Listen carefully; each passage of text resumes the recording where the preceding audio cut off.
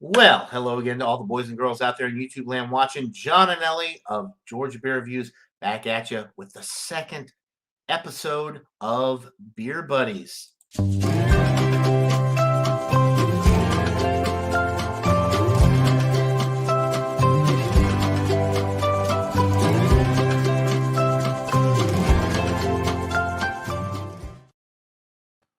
All right, and very excited about this evening. We have a very special guest. Good friend of mine. He is the co-host of Stout Sunday, which can be found on my channel most weeks or most weekends on Sunday morning at 10:30 Eastern.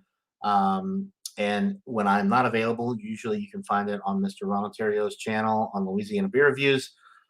He is a very well-known member in the craft beer community, very into craft beer, and does a lot of beer tastings and stuff like that. He doesn't really have a lot of social media. He's on Facebook, and he joins me as my co-host on Stout Sunday.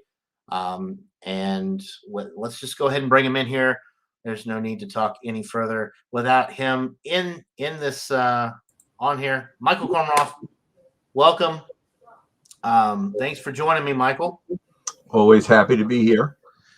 So yeah, so normally, this show, I had Bumpy on here, and of course he has a YouTube channel and does a lot of stuff on social media. You joined my show, and of course you joined, like you were on Wildcard Wednesday tonight. You joined some of the theme shows on Louisiana Beer Reviews, but you don't really have your own channel, and you don't do a lot of stuff other than your beer tastings with your friends that come over and join, and which is very cool that you do that. But you're not really a social media like I don't know what the word is, like a guru, or like a really a social media person like a lot of people are these days. I'm kind of old school, I guess. Yeah, I don't have my own show. I try to stay in contact with everybody, and I do keep my eyes, because now that I am on this SOAP network where D1 and all the rest of the crew I see D1 is here. Yeah, Drunken was in the chat. We got Tommy Carroll here. So basically what we're going to do here, we're just kind of talking a little bit about, beer and what got us into, whether not just macros, craft beer, what got you, that should be my first question, I guess, is what got you into beer in general? Do you remember what that first experience was that really got you into beer, whether it's macro, craft, whatever? Well, I think I started out like a lot of people do with the general macro kind of, thing, drinking Miller High Life and Pabst Blue Ribbon. I never was really into the buds so much, and I don't know what that was. It wasn't that I didn't know it existed. I went to parties where people would have, Budweiser, but I really wasn't deeply into drinking Budweiser. I was into Coors for a while, into the Banquet series before it was available nationally. So in other words, at one point, Coors was only available west of the Mississippi. So you had to go to a state west of the Mississippi to get it. And we're talking about, John, not maybe before you were born, but when you were really young in your early days. So I went to college in the late 60s. You were not around. Were you around in the late 60s? I was not around. Okay, so in the late 60s, Coors was only available west of the Mississippi. And I did crazy stuff when I was in college. I went to school in Minneapolis at the University of Minnesota, and I would drive to Kansas City, Kansas, to fill my trunk up with cases of Coors, because it was big. And again, this was Coors Banquet before it had national acclaim. It was just, like I say, west of the Mississippi, brewed in Colorado. And I don't know, it was kind of like maybe people who went skiing tried Coors when they were in Colorado and told all their friends when they came back east. So there was a reason to get it. And obviously it was not what you'd call, I sold it and tried to at least pay for my expenses, but it wasn't going to be a high profit thing. Even though, John, in those days, just to show you how long ago it was, you could buy gas for 25 cents a gallon. And that shows Wow. you in the present era we're living in now. And gas prices lately have really been going up. I mean, I noticed the last couple of weeks it's gone up on regular like 20 cents in the last It's couple of weeks. it's very expensive here now. Well, for it's over $3 a gallon now, which is it's been like that for the last few weeks, which is unheard of. But And yeah, it's like New York is a little bit more expensive. Like right yeah, now, to get regular, it's like 330. So it's it's like already more than 314 that. here. Yeah, And in California and other parts of the country, it's well over $4. So I mean, the prices of gas have gotten whatever. But anyways, so Coors Beer was one of the. I don't even know if you would call it a macro at that stage because it probably wasn't kind of in mass between. produced. Yeah.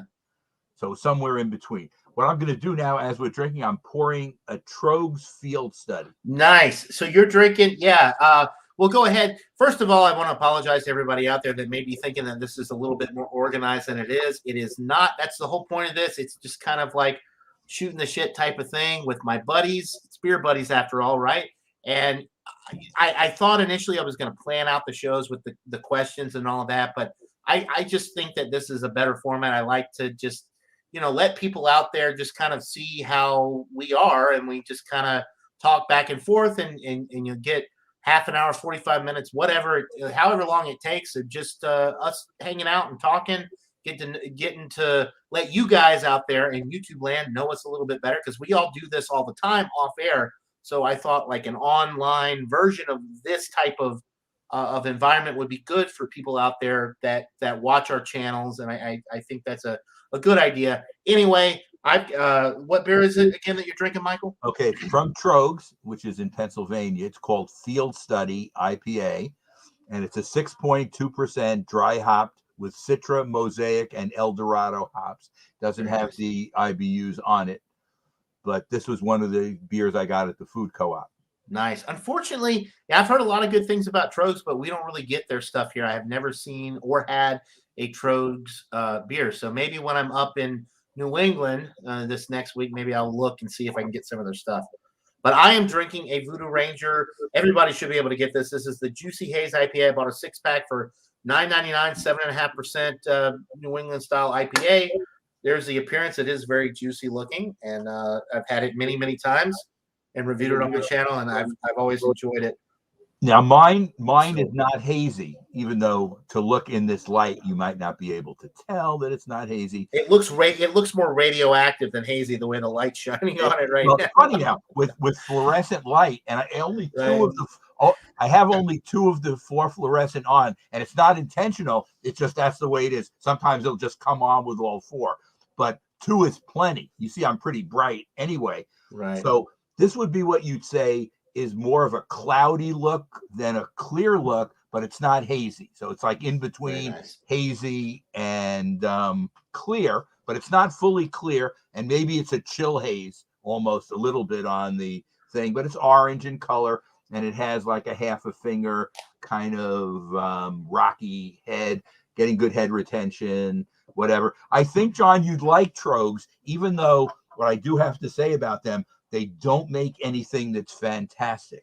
So they're very Really? Oh, they're okay. They're right they're there, kind of run they're, of the mill. they're steady. So if you were to rate all the Trogs beers I've had, for the most part, they're a lot of C pluses, B minuses, Bs, and they have a few A's. So it's not like they don't ever hit it really well. They have a Doppelback called the Trojanator, which Oh I wow. like. Okay. I like.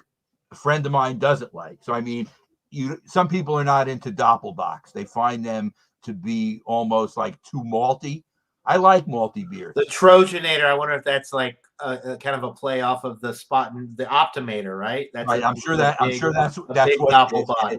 It's also it's fairly high in alcohol. I think it's like 7, 8. So the Salvatore from those two German beer, which are German Doppelbock. So it's a play on that.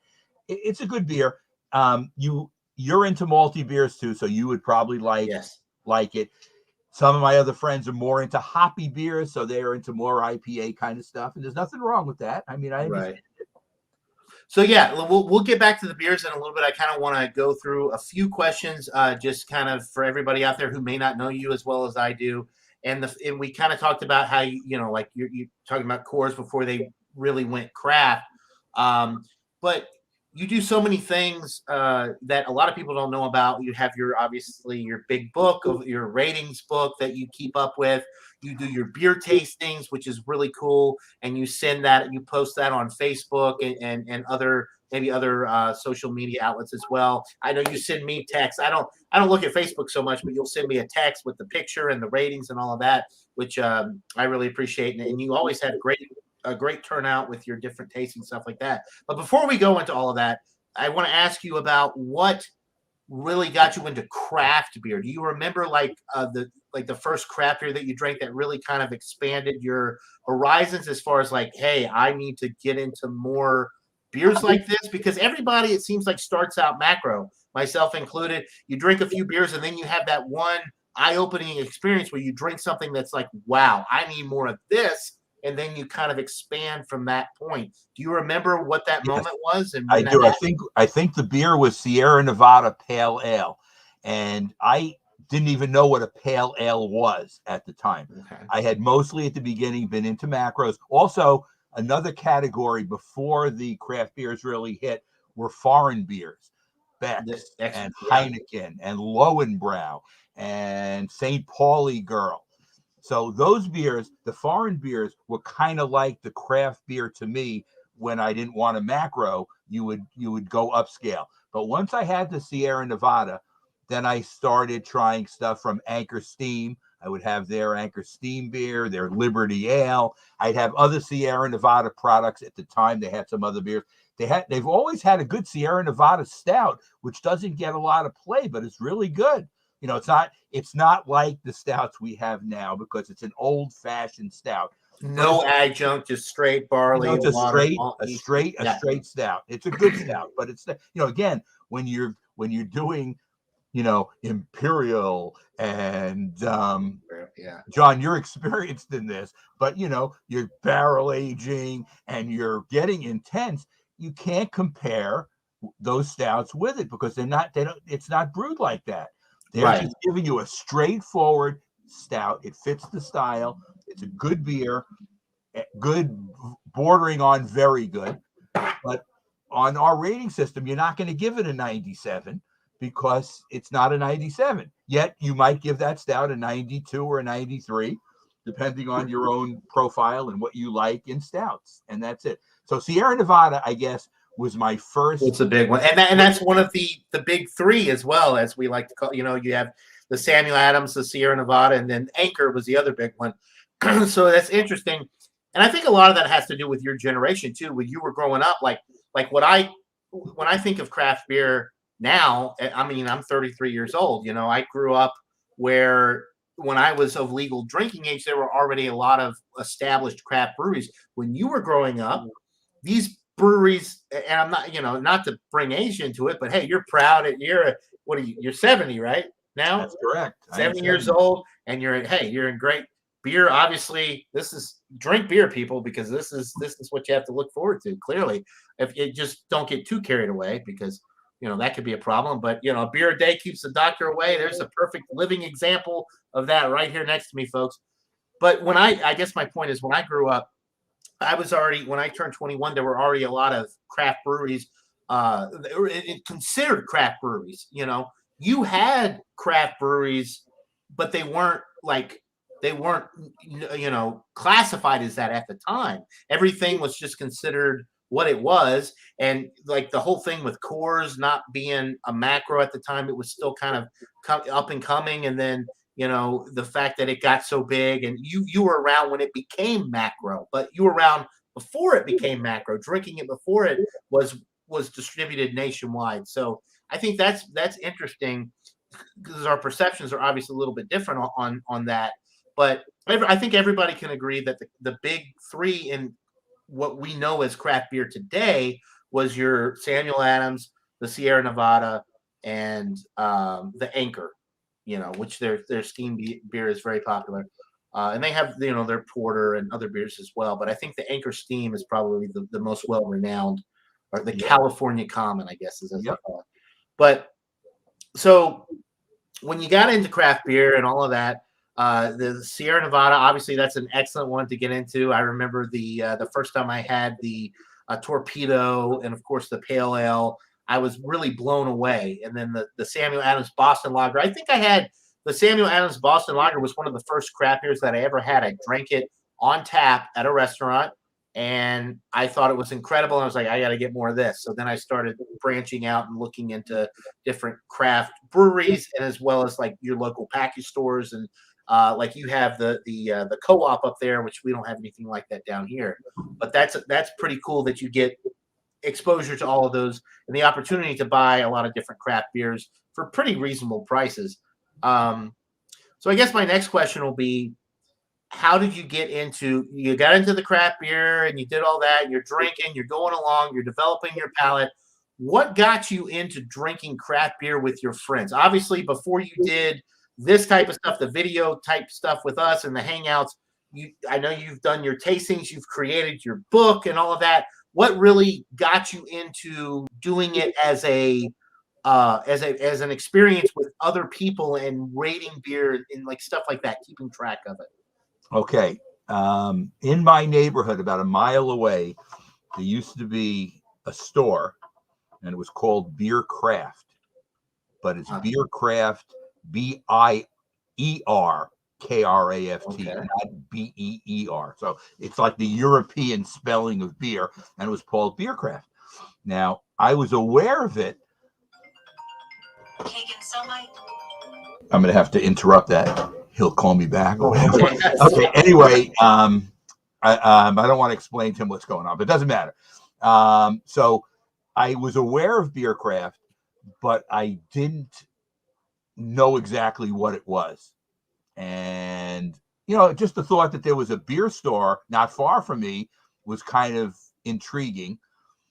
And I can remember that I was walking with friends, and we decided to just walk up the avenue, and we walked about a mile, and that's where this store was. And as long as we were there, why not walk in and see what it was? So we walked into Beer Craft, and what it was, you walked in, and there were coolers on two sides of Beer Craft with bottles and cans, only craft, no macros, just craft beer, and a lot of local New York and East Coast stuff, and some European stuff as well, but mostly American craft beer. And they had West Coast stuff as well.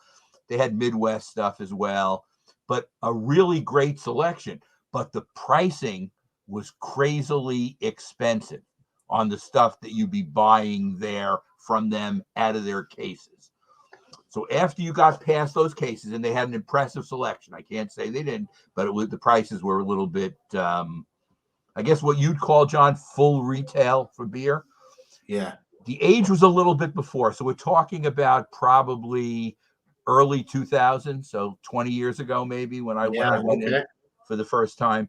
So at that point, if you bought a 6-pack from them, it might have been for $10. But we have to go 20 years now. That same one now would probably be $16 or maybe even more. So they were higher than your supermarket set on craft beer. So I wasn't impressed with the pricing.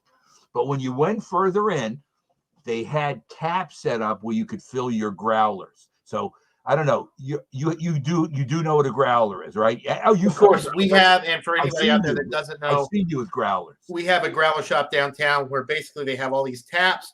It's just like it's draft beer for all you people that go out there to restaurants. You get a beer on draft, right? You can go in there and get a 32 ounce or a 64 ounce. We have the growlers, which is 32, or the full growler, which is 64 ounce.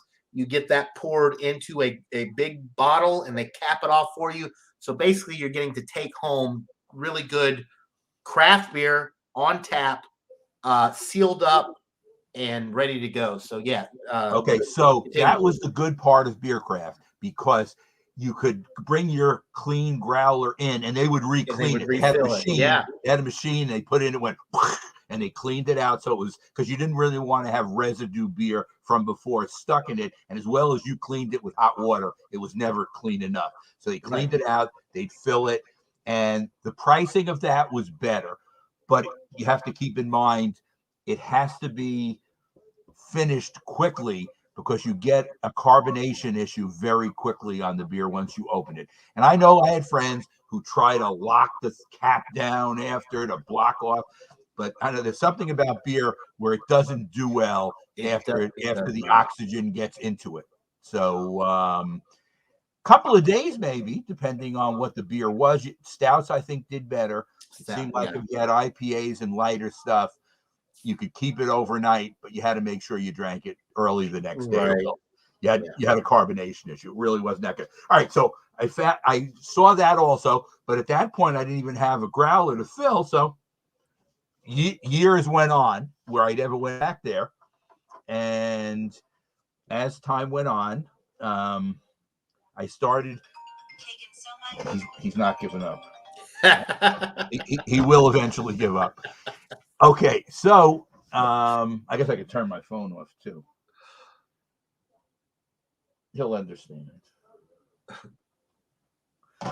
Okay, so 6 Point, which John knows of, and hopefully some of the people who are watching this know of, started in 2004. And they started first just selling beer to restaurants. In other words, they didn't do any canning at the beginning. They were just making kegs. And that went on for a really long time. But I knew of them because a place where I went in my neighborhood always had at least a couple of their beers on tap. And I would go there for like lunch or dinner. And I tried their beers and I really liked them. And I got into the point where I said, this is a good local brewery that's only like 3 miles from my house in an area called Red Hook. And you like to support local places, but the only way you could really support them was by going to a bar or a restaurant to drink their beer, because you couldn't get it any other way. So I'm supporting them. And after a while, they ended up opening up the brewery for touring. So you could come into the brewery to get a look at what they were doing, and they would take you around. And then, as you've done it other places, if you have done it, I'm not sure if you have or not, they let you try some of the really fresh beer at the end with a bunch of other people. And it's really cool because this is a case where it's not a mass market kind of thing, like when you go to the Bud Brewery and stuff, where it's, it's Budweiser, which is fine, it's fresher. But here, this is stuff that was really brewed recently, and it was always interesting stuff, because 6 Point, at this stage anyway, was doing a lot of experimentation. So they might have had a barley wine, they might have had a stout, they might have had a porter. So they had all kinds. They always did good IPAs.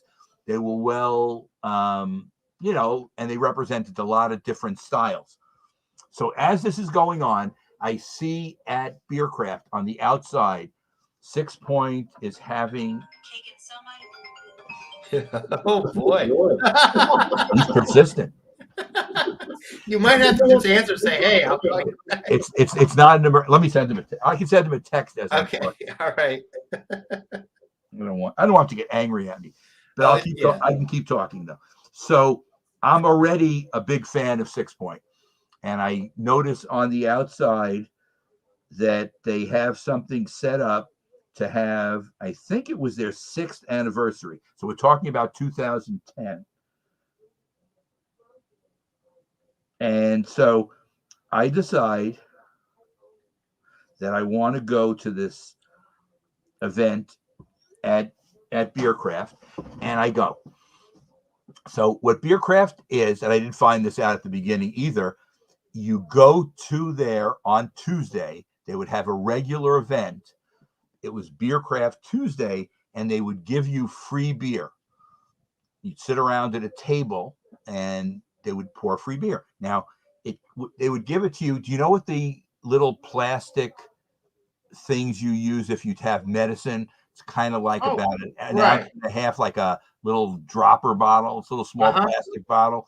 All right. Obviously, they can't give you a really full pour because they're giving a lot of people free beer. So they would give you an ounce and a half to 2 ounces in this small dropper bottle, but it certainly was enough that you got a taste.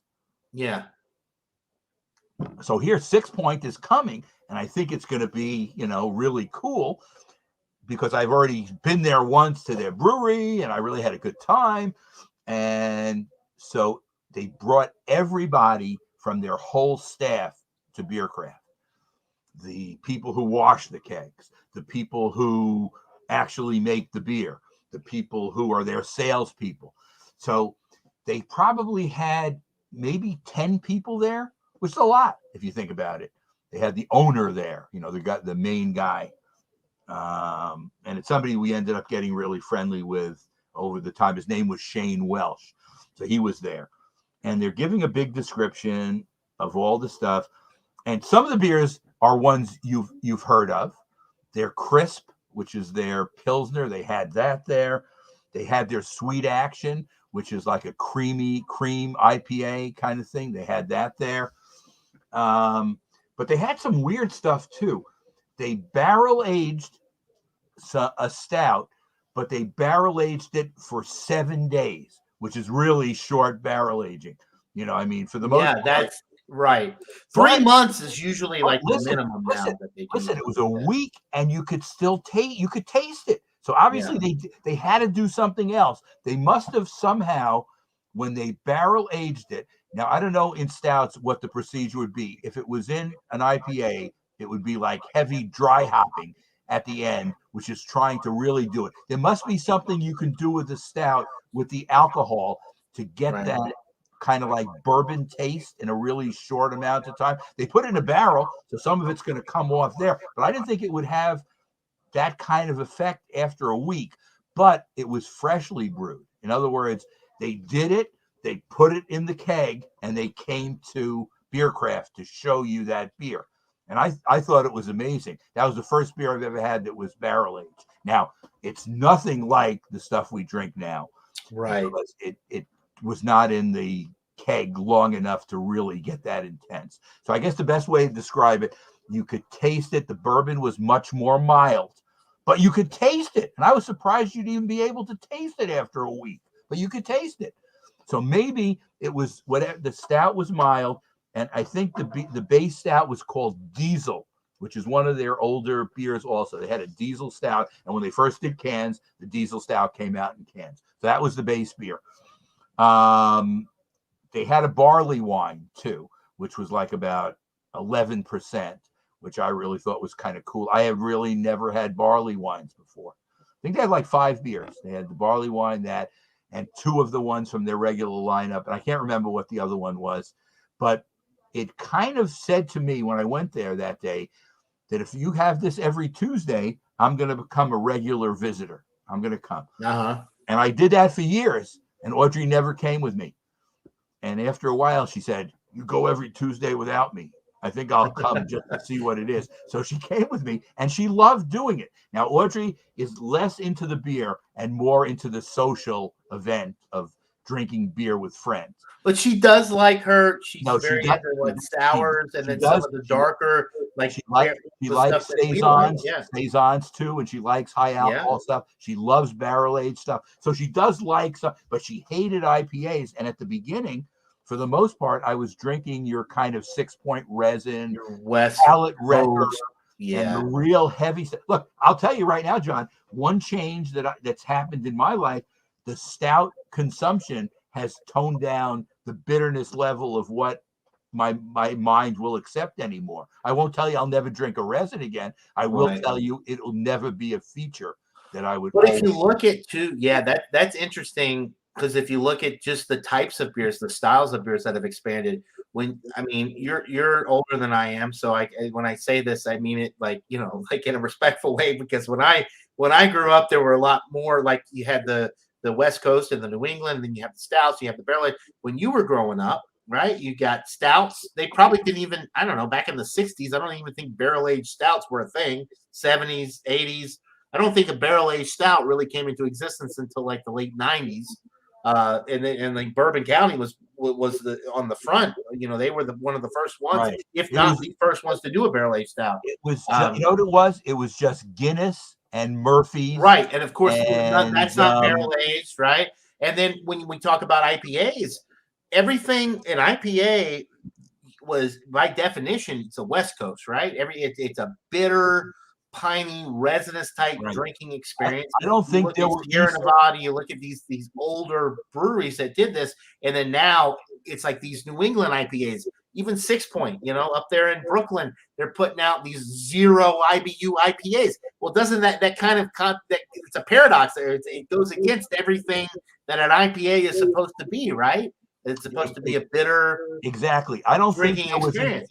in the beginning of craft beer. I don't even think there was an East Coast IPA. No, a New England IPA is like I would say within the last 10 or 15 years. It was West Coast, and it was always bitter, but it was always bitter, but it was either super piney and resinous or ultra or grapefruit. It was like grapefruit or piney. Those were the two flavors. Those were the two main types. Yeah. And you got the people who like knock your socks off with a palate wrecker or a 6 Point resin where they're going for 100 IBUs. But again, like we've discussed, why do you want to wreck the beer taster's palate?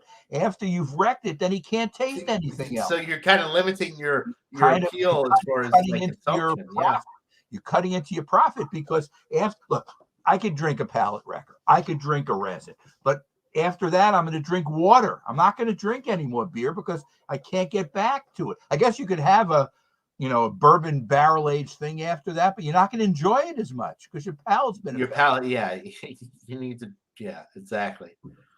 The beer that I had earlier, which was a Victory product, was 8.7%. I think it was Liberty Bell Double. The Anchor from Anchor Liberty. This is Liberty Bell.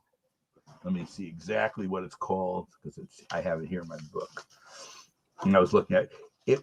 That's one good thing I did. It's called Victory Liberty Bell Dippa. Like it's a Liberty Bell Double. Okay. It was 8.7% and 76 IBUs. And as I was tasting it on Wild Card Wednesday, it didn't seem that bitter at the beginning. But as it warmed, it got bitter. So it shows you that even in IPAs, you should drink them cold. Now, again, the bitterness was it was 76, which is relatively high. It wasn't something which grossed me out. But if I waited much longer, it was going to get to the point where the bitterness would bother me. If it got warm, I wouldn't like it anymore. Right. And that's it. But I like Victory too. But I guess the point I'm trying to make is I was fixed on now going every Tuesday to Beer Craft, and Beer Craft was like a terrific place to go. But as anybody who becomes a beer fanatic, then I had to go no matter what every Tuesday. And then the summer would come and Audrey would say, well, we're staying for sunset. No, it's Beer Craft at 7:00. We can't stay here until sunset. And it created problems because you didn't want to leave. Right. Even though it's just one day, Tuesday, the beach club is only for 3 months and she didn't want to leave. So I don't know. We had a lot of times I didn't get to go. You have to compromise on some areas and whatever. But right. let's fast forward to 2016. I think. Okay. Beer Craft goes out of business. And it's sad, but they didn't go out of business because they weren't making profit. They went out of business because the property they owned, the building, was worth more as a restaurant than it was as Beer Craft. So somebody knocked their socks off with a price that they gave them for their property. In New York, if you own the property, you really can't get forced off your space. In other words, if you lease it or rent it, the landlord can force you out anytime after your lease is over by just doubling or tripling the price. So here, the owners owned it. The people who we dealt with were the owners. And the people who worked there said they were sorry, but what could they do? I mean, it's not like the owner is going to, somebody offers you $10 million for your property, you're going to sell it. And I don't know, it's sold for $10 million. I don't know, whatever. But, it's not New York. Brooklyn is expensive real estate. So it could have been in the millions of dollars for the building. So it's sold. And there was nothing you could do. There goes the Tuesday event. So that's where my Thursday event came out of, the one that I have where I invite my friends. And is that when you created your records? That you have? Well, I think I had started putting some of my own beer reviews into a book already, But that's where I expanded it to the point where I started having these beer tastings every Thursday. It became a regular thing. So you had a thing, you had a and regular then log. weekly at the beach club on the weekends, where the different people, some of which you've heard a lot about, my friend Frank and Gail, who you've seen on the time when we were doing it. It's interesting that we went through the pandemic together where people weren't getting together as much, and we would do Zoom events, which weren't as much. They were okay. Look, I didn't mind it.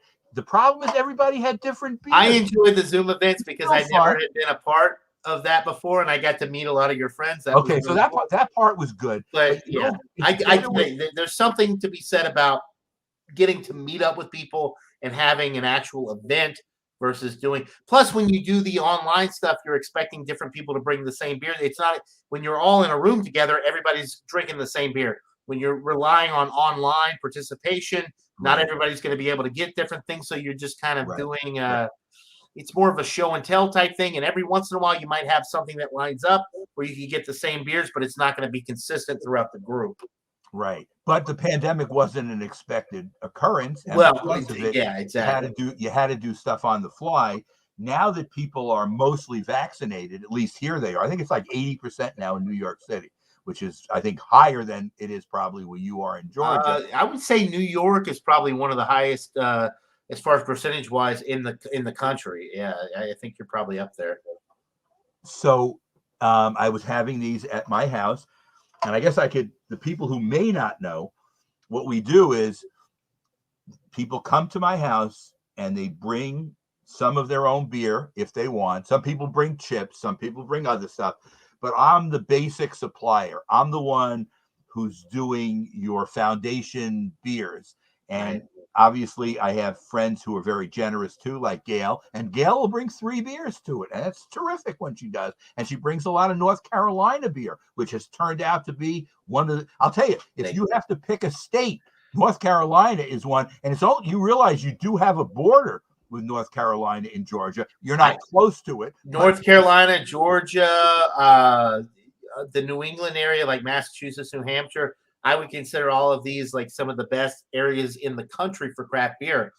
New York is probably up there as well because you guys have such a dense population. There's a lot of we have one near my house called Other Half, which brews IPAs and is wonderful as well. So there is really good beer.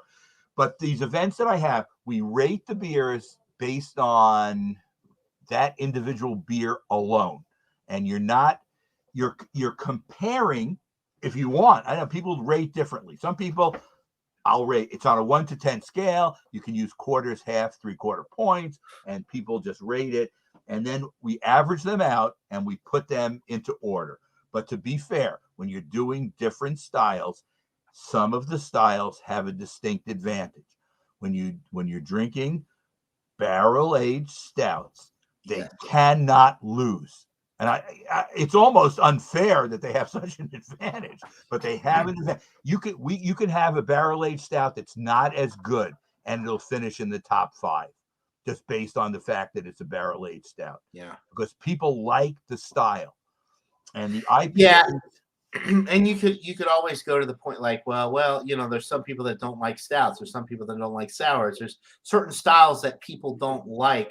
But if you're a craft beer enthusiast and you've tried all these different styles, I would think that it's very uncommon that you wouldn't like a barrel-aged stout or an imperial IPA or like a saison, or like these beers that just, there's so much that goes into them, and the style, there's so much involved that it's hard to really, if you're facing those, if those beers are facing off against like a standard IPA or a Pilsner or a lager then you're right. Typically, those beers are going to do better because there's so much more involved. There's so much more complex. There's so much more that goes into the brewing process and the aging process. With we're talking about barrel aged beers anywhere from 3 months to a year plus. A lot of times for these really good barrel aged porters and stouts. So yeah, there's a lot that goes into that, which kind of leads me into my next question. You get into all these tastings, and everybody seems to the stouts tend to fare well and rate among the highest of the beers that you do, especially when you're talking about barrel aged stuff. But personally, like, what is your would that be? I mean, we do Stout Sunday. You as my co-host, obviously, we love stouts. We're doing this regularly. It's a great experience, and I personally love barrel aged stouts in general, but barrel aged stouts are like especially the Bourbon County stuff. Some of the best stuff known to man. Is that your favorite? What is your favorite beer style? And like how would you consider barrel aged stouts like among the top of your list for your favorite beers? It's funny. I started out, like I said before, IPA, you're a big IPA guy, with IPAs, and I still do like IPAs, but I think it's to the point now where the IPAs I like now are more the New England style, the hazy. But right.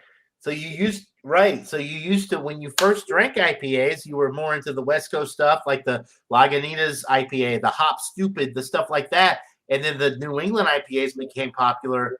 So you would say now you prefer the New England over the traditional, the West Coast? Or I definitely do. But I think if you had to push me into a corner, my favorite style is stouts, and it's stouts. Okay.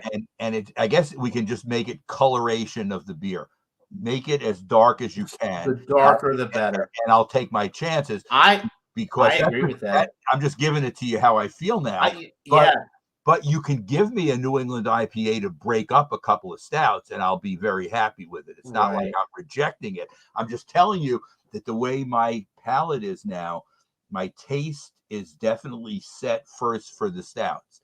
And then after, if you want to, let's say you're doing two stouts, one regular stout, I'd like an IPA in the middle, and then hit me with the barrel-aged stout.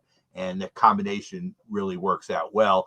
And it doesn't have to be, 17%, 6 point, the one with the peats on the side, that one that you had, that kind of, it doesn't have to be that level. Or the big ass money stout. Remember that big ass money stout. It doesn't have to be that high, but let's say it's even like the New Holland, which is 11%. That's fine. And I think on last Stout Sunday, Robert did one of their variants, and he wasn't thrilled with it. He still gave it an A, but he wasn't thrilled. And he liked it, but he didn't think it was great. And he said the same thing that we say. It's not watery, but it's certainly it's not thick. Some of the other ones, some of the Bourbon counties and some of the other ones are thick. They're syrupy almost. Their style are more thick. But again, I have never had a variant.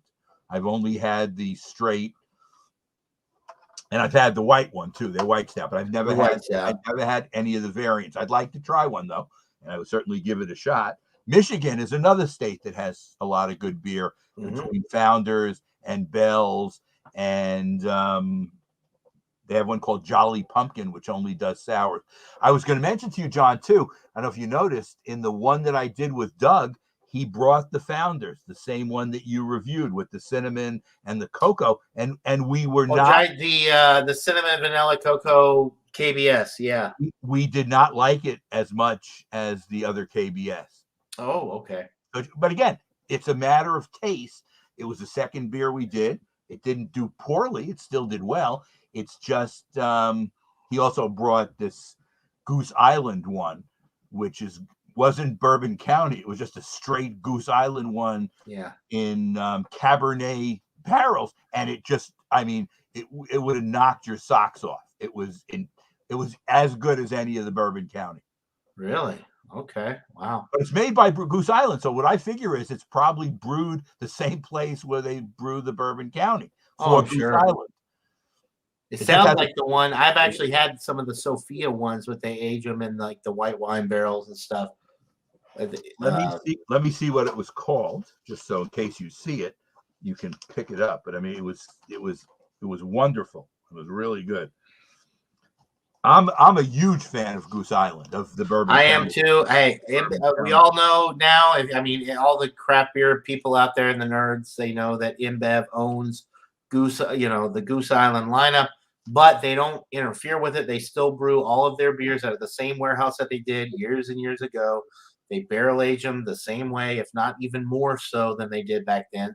They have new releases every year. Goose Island, their Bourbon County lineup is among the best as far as what you can get for beer ever. I mean, I stand by that every year. I truly think that the Bourbon County line is just the quality is unparalleled. They other breweries.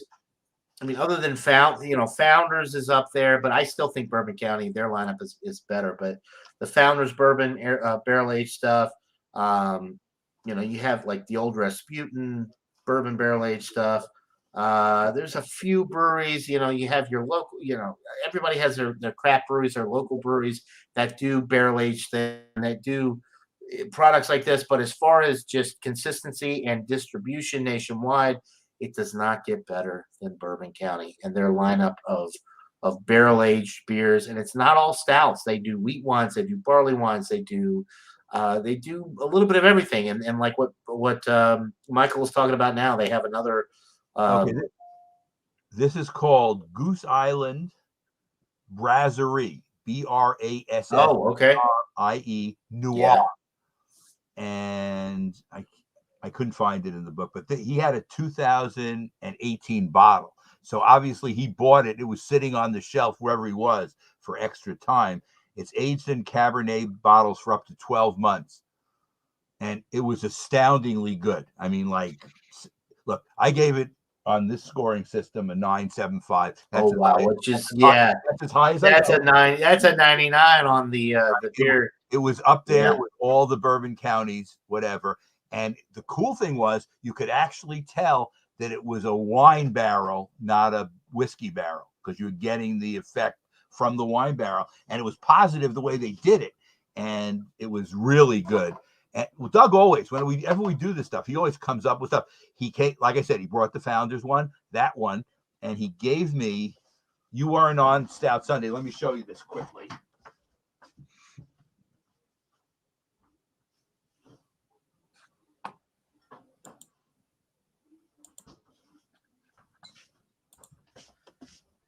Doug has a 5-year-old in school now. So we started drinking, and you end up, because Audrey was doing it with us, so we were doing a lot of talking too. And when you do talking, you really can't keep up any kind of pace when you're doing it. Plus, when you're drinking 13.4 ounce barrel aged stuff, you really don't want to keep a fast pace. They're definitely sippers. They're not whatever. So what happened was he did 3 and I did 2, but that Goose Island was a 25.4 ounce, a big one. So that's different too. Wow. Yeah. They have the shorter bottles. This is with the champagne top on it. Whatever. So anyway, Doug had a third beer that we didn't get a chance to try from Collective Arts, which is a company that's in Canada and also in Manitowoc, Wisconsin. And I'll show you what this is. It's called Origin of Darkness. Okay. And this is a one pint, 9 fluid ounces, 11.9 imperial stout with coffee, wafer, vanilla, and cocoa nibs. Okay. And this is a 2019 release. So what I decided, he left this here with me, and he said, "Do whatever you want." I'm going to save it because we'll get together again, and I want Doug to split that with me. I don't want to have it on my own. I'll wait till Doug comes back. I have a lot of other different beers now, and there's no reason to drink it quickly. It's almost 12%. It could sit around without losing anything. So, okay. All right. Can I ask the host a question? Yeah, sure. Now, when you moved from Columbus to where you are now, what was the biggest difference you noticed in the beers you could buy? Because you were in Columbus, Georgia first, and now you moved to the other side, closer to Atlanta. Close to Atlanta. So Columbus is a big military town. They had drive-through liquor stores, drive-through package stores, and a lot more of them. here in Noonan, it's a lot. There's no alcohol. There's no liquor here. I have to drive to the. I mean, it's a dry county in the sense that we can't get liquor here. So when I lived in Columbus, it was a free for all. Now the state of Georgia still does not allow anything over 14% beer related. Of course, you can get Everclear. You can get 99% alcohol if you want to go buy Everclear. But for whatever reason, the beer laws are still pretty strict. You can't get anything over 14%. But Columbus, Georgia, big military town, a lot more package stores, a lot more drive-throughs. You can go drive-through and get your alcohol. Here in Noonan, nothing. You can get your beer, your wine. If you want liquor, you got to go to the next county over. So a lot more strict here. But then you go up to Atlanta, and it's a free-for-all. So it's just really the area that I live in is a lot of very conservative, older, retired, mostly white people. And I think that makes a big difference. But there is a law that has been proposed, and we're voting on it in the next election. They've already got the stores built. I can see it's going to happen. Which is basically that package stores and liquor will be allowed to be sold in Coweta County, which is Noonan, Georgia, the area that I live in. Because what's happened is people are going to get their alcohol. They're going to get their fix one way or another. You can still go to restaurants, bars, and get liquor and drink it there and then drive home. So why not allow it to be sold legally in a package store, a liquor store, to make money for your city, your county, instead of having, because people are going to do it one way or the other, instead of driving to 15 minutes to Peachtree City to get it. Why not be able to get it right down the street? It makes sense that they would do this. I hope it passes. It will pass before the end of the year. It's going to be voted on in November. So we'll see. I think it's going to pass because I think people are realizing that we're losing revenue for our county, our city, and we're going out. If we're able to go get it in a restaurant and a bar and drink and drive, if we can do that, then why can't we just get it and be responsible and come home and drink it in our own homes without having to go to the next county? It makes sense that they would do this. And especially we're in 2021 We're now. I mean, come on. Like, it really is ridiculous that we're even having this conversation now. It really is just insane when you really think about what we're talking about. Do you have any last questions? Because I know we're up to 50. Yeah, well, yeah. Normally, we're going on an hour, so we'll wrap this up. My last question, I guess. Let's see. We talked about your style. We talked about your book, your record keeping, and all of that. Well, what about the beer you're drinking? Would you want to give it a rating? Okay, I would say that this field study, which is just a base IPA at 6.2, is an A- kind of thing. So about a 90. Okay. So it's not, my A- is 90. Some people may say that's a strong B+. A 90 would be, if Ron Terrio were here, he'd be like, yes, that's an A-. The 89 would be a B+. 90 is right there. That's at the A-. So it's the lowest A-. It's not incredible, but it's I said it's at Citra, Mosaic, and El Dorado. So you're getting it with the Citra, you're getting some, the citrus kind of stuff, your pineapples, your oranges. And I'm not sure what Mosaic and El Dorado exactly do, but there are 3 hops in it, and they seem to be well put together. It drinks like, maybe a session plus. 6.2 is not a heavy duty IPA, but you wouldn't want to drink a whole 6-pack of them. You'd feel it, but it's good. I hope at some point you do get to try Trogs because it's good enough that I'm trying to think what it would be similar to of a company you're used to. Is Pontoon a company which you think is top ended, or is that middle road? Pontoon is kind of top end. Pontoon and Wild Leap are 2 craft breweries here in Georgia that are very. So who would you consider a middle of the road one in Georgia that's not? So maybe like Line Creek. That would be a middle of the road one here. Great beers, but they put out some wonderful beers, and they put out some stuff that's like, is this really from the same brewery? Like that. Where would you put Terrapin? in your list? That's a Terrapin, I would put it up there, but I would say that they're more like on the lines of like a Samuel Adams now, because they're just kind of more macro. They're more widely distributed. They're owned by Molson Coors now, and they make a lot of mass appeal type beers and not so much super crafty stuff anymore. See, that's the thing. Some of the breweries are, after they're either purchased or, a company gets in and invests, actually do change their operating style to get beer out and, increase their distribution. And I can't say it affects the beer itself as far as the quality, but it certainly affects the fact they're not going to try as much different stuff. They're not going to go over the line to hit the market with something that is different.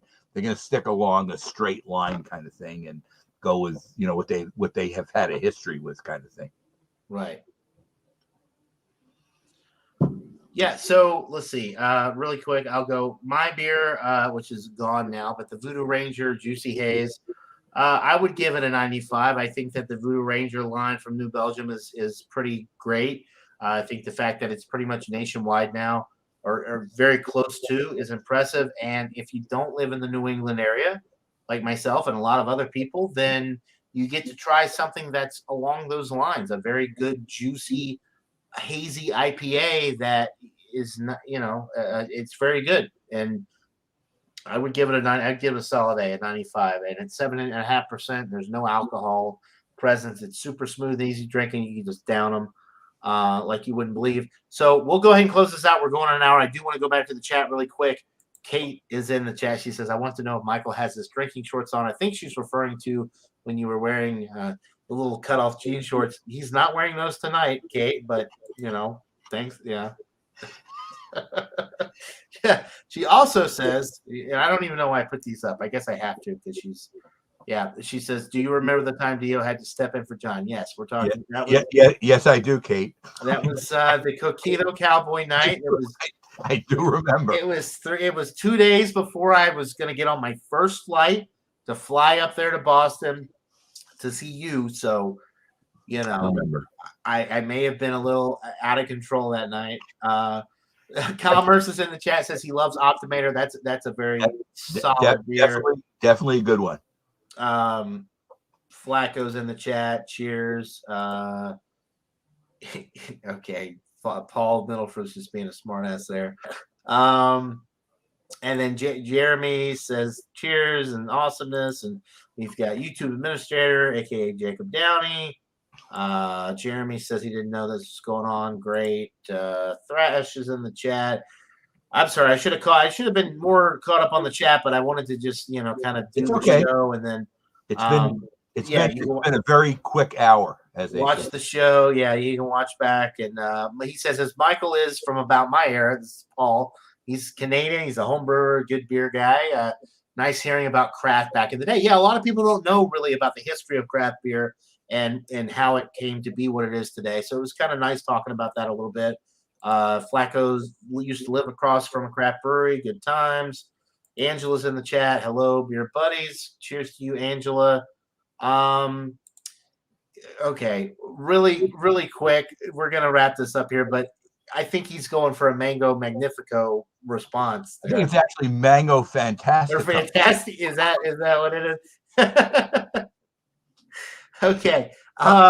Let's see. Jeremy, I've had other mango beer since that have been both good and bad. So it's not like I wouldn't try another mango beer. It doesn't seem like it's the best thing for brewing, though, between you and me. So Vanessa is in the chat as well. Cheers to you, Vanessa. The Voodoo Ranger stuff is actually brewed by New Belgium. Voodoo Ranger is just part of their lineup. So New Belgium is out of Colorado. And also out of North Carolina. And out of North Carolina now. But their original brewery was in Fort Collins, Colorado. And then they also have a brewery now in Asheville, North Carolina. So to answer your question, Angela, Colorado and North Carolina, the Voodoo Ranger is a part of the New Belgium lineup.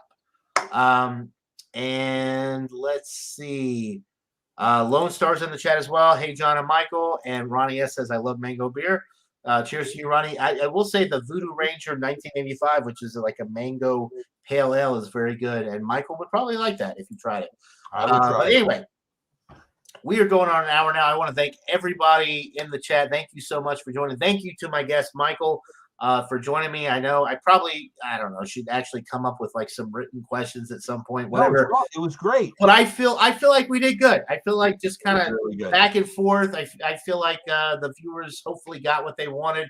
If you guys have any more questions, you can post them in the chat or the comment, and I will get with Michael and we will respond to your questions. We always want to get back to our viewers. We appreciate you guys watching, and I hope this was informative for you guys. Michael Komaroff, as you know, is a co-host on Stout Sunday. He joins a lot of the live shows in our beer community. He does not have his own YouTube channel right now, but you guys can see him through us. And if you have any questions for him, get with me, and I will get with him, and we will answer your questions as best we can. I want to thank all you guys. We wouldn't be doing this without you. Glad we had such a great turnout tonight. We had a ton of people watching, a ton of comments. Thank you to Michael for being my second guest on Beer Buddies. Look forward to hopefully Alex and Drunken One and Miscellaneous and well, you already had Bumpy. Ron Terrio, a lot more guests coming up soon. So y'all keep your eyes peeled for that. And we'll just go ahead and wrap it up here. Thanks again to Michael, and we'll see you all in the next one. Until then, I hope everybody's having a great night. Thank you. And yeah, cheers, everybody.